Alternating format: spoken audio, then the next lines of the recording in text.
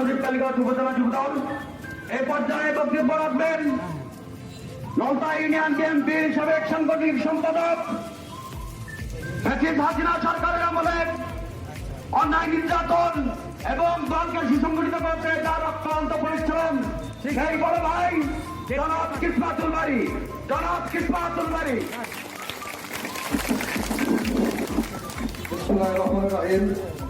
Nalta union BNP কর্তৃক আয়োজিত ৪৭তম প্রতিষ্ঠা বার্ষিকী উপলক্ষে আজকের এই অনুষ্ঠানের সভাপতিত্ব করছেন রফিকুল ইসলাম খোকন ভাই। বিশেষ অতিথি, প্রধান অতিথি হিসেবে উপস্থিত আছেন আমাদের প্রাণ প্রিয় চেয়ারম্যান নলতা ইউনিয়নের নয়নের মণি জনাব আজিজুর রহমান পাল আমাদের মধ্যে উপস্থিত আছেন, যার কথা না বললে নয়। আমরা যখন সম্মুখ সমরের যুদ্ধ ছিলাম শেখ হাসিনার বেগম আইনের বিরুদ্ধে, সেই সময় আমাদের পিছন থেকে অত সে সম্মুখে আসতে পারেনি, কিন্তু পিছন থেকে সার্বিক সহযোগিতা হাজার হাজার টাকা বলা যায় লক্ষ লক্ষ টাকা খরচ করে আমাদের উদ্বুদ্ধ করেছিল সেই নেতা আমাদের মিলন কুমার সরকার। সবাইকে জানাই আমি আমার অন্তরস্থান থেকে সবাইকে ধন্যবাদ জানাই।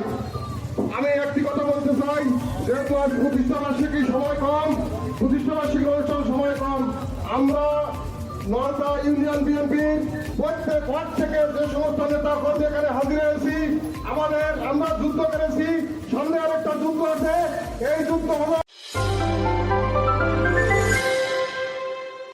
হলো ভোটের যুদ্ধ।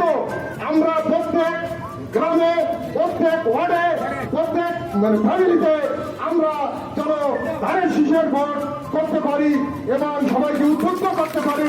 এবং আমরা আবারও প্রমাণ করেছি যে নলতা ইউনিয়ন বিএনপির ঘাঁটি, ডক্টর শহীদুল আলমের ঘাঁটি।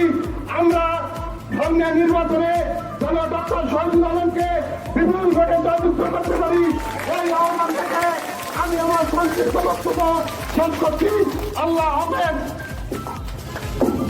ধন্যবাদ কিসমাতুল বারীকে। শহীদ জিয়াউর রহমান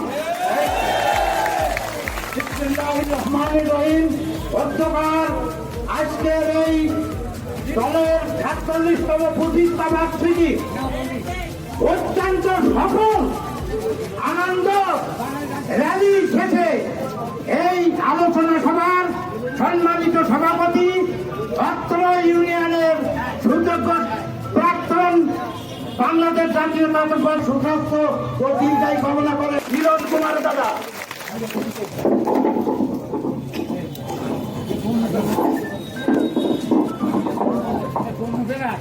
বাংলাদেশ জাতীয়তাবাদী দল বিএনপি কর্তৃক আয়োজিত আজকের এই ৪৭তম প্রতিষ্ঠা বার্ষিকী বর্ণাঢ্য রেলি সভা শেষে এই আলোচনা সভায় উপস্থিত আজকের এই সভায় সভাপতি